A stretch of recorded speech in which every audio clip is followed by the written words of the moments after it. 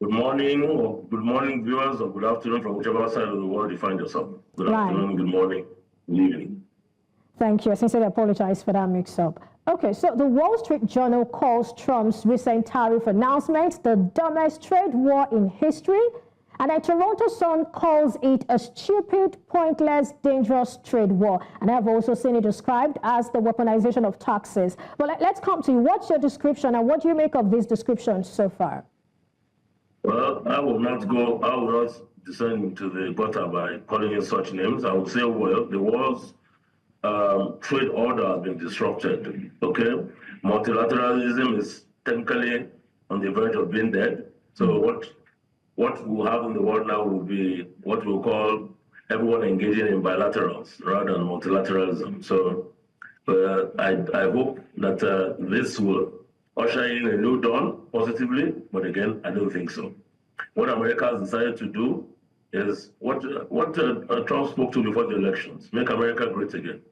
Any country that wants to make itself great again does so from its own position of strength. So, as much as I see that as a hula baloo, everyone does what is in the best interest of their country. But again, you have to look at it. We live in a world where no man is an island.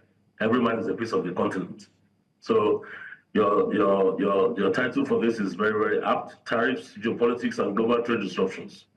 Right now, everyone is still trying to recover from the Ukraine crisis on the one hand, and all the other pockets of gloom and doom that we have. But for me, I mean, the particular one that is really, really, really shocking is the one by America with respect to their neighbors, Canada.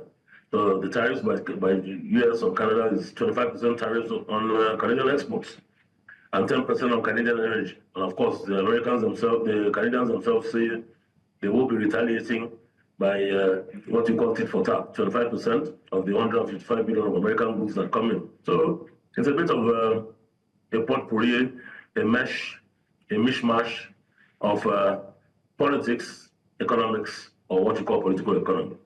Interesting. Again, there is a very powerful statement that has been made, and which has been referred to by Prime Minister Trudeau, is that JFK made that statement, and he said, "Geography has made us neighbors, history has made us friends, economics has made us partners, and necessity has made us allies."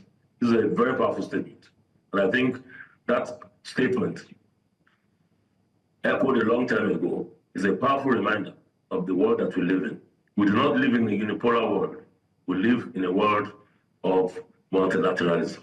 We have what we call the Global South on the one hand, we have the BRICS, we have the Minsk, and we all have the G20s and all kinds of alliances and partnerships.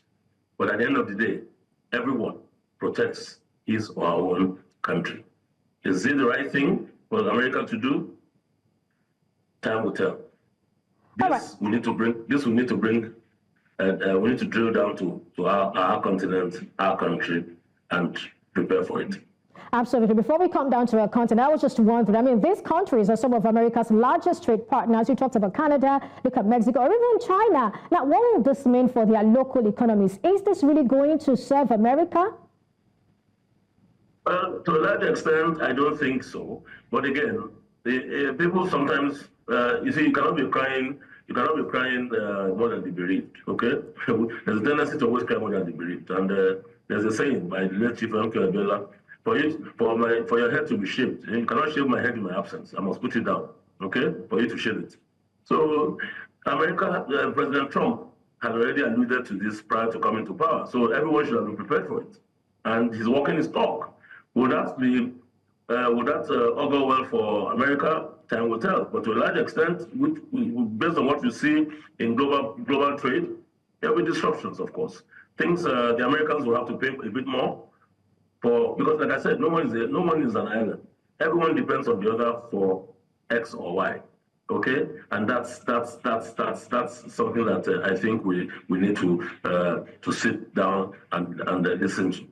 Time is the space between you and me. We'll look at it and see what happens. So, like the famous Irish writer Samuel Beckett said, everyone is waiting for Godot. So we're waiting for Godot.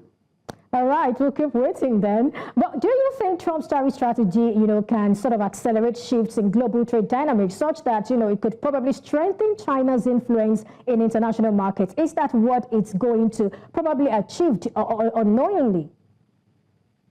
Well, again, these disruptions, like I said, is unprecedented in history to a large extent. Sometimes you now probably sit down and ask yourself, what is the role of the World Trade Organization, WTO, headed by our own sister and compatriot, Ngozi Okonjo-Iweala?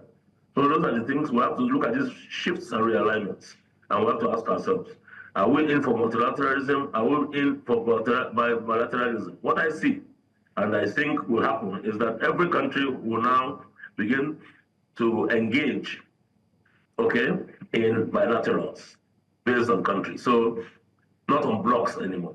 So that is something that I see happening in the next weeks, months, and probably years. Look at the NAFTA, for example. It's made a mess of the whole NAFTA.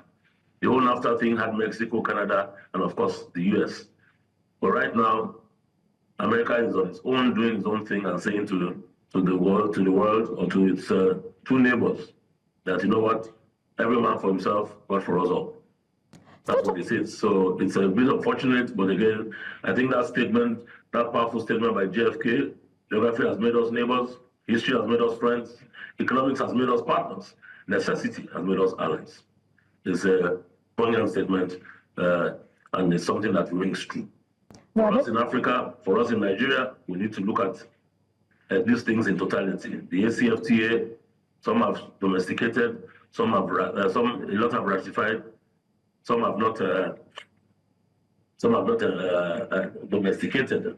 So that's a bit of a problem. But again, we're looking at the way things are panning out, but no man is an island, every man is a piece of the continent. No one country has everything. So for me, what I see moving forward now is let countries go and engage on bilaterals. Nigeria should go and engage with, I'm just giving an example, Brazil, for example. Nigeria should go and engage with India, for example. Nigeria should go and engage with India. So all these BRICS, MINGS, and the likes, some might just become, an agglomeration of string bedfellows, everyone trying to protect their interests.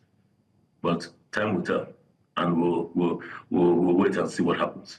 But again, what we're speaking to right now with what has happened by America is multilateralism is dead.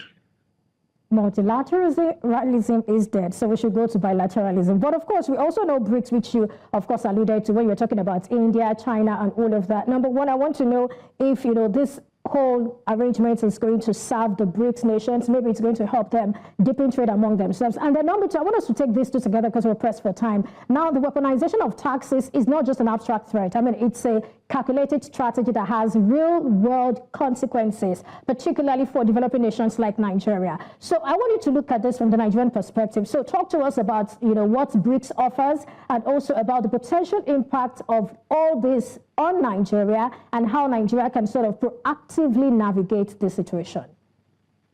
Well, what I would have expected Nigeria to have done was that this was long expected. We already knew that President Trump had already spoken to this, so we should have had a bit of a kind of not a committee, but had a few eggheads sit down, Ministry of Trade, Ministry of Foreign Affairs, organized private sector, and all that. Sit down and say, you know what? What's next? How do we should be more proactive than reactive? But again, it's better late than never. We always speak to the fact that you must always work with your comparative advantage. You must only be competitive where you have comparative advantage. We have comparative advantage in many things. So what we need to do is to ramp up our comparative advantage in finished products rather than raw materials. So, I don't want us to sit down and say because we have cassava and we're still importing starch. I don't want us to say, well, we have cocoa and we're still importing chocolates. But again, it depends on what you want, what you choose to do and what you choose not to do. So for us, we have a lot of things we're strong in. We're very strong in cocoa, we're strong in cashew, we're strong in sesame, and all those agrarian products. But we need to finish, have an industrialized, or have what you call special processing zones where we can make this and make ourselves more competitive. So that's important for us. And I think if we do that, we should be better for it. We should look at all our trade agreements with countries or with regions or with blocks and say to ourselves, what is the need for us. So we have to always look at our own end of the stick and how it favors us and how positively it impacts us. Like I said, multilateralism is dead, bilateralism has come on, but everybody is still talking about, you know what, global trade. Global trade will not stop, but global trade has been disrupted. So what has happened right now is unfortunate, but again, we can always press the reset button at any point in time.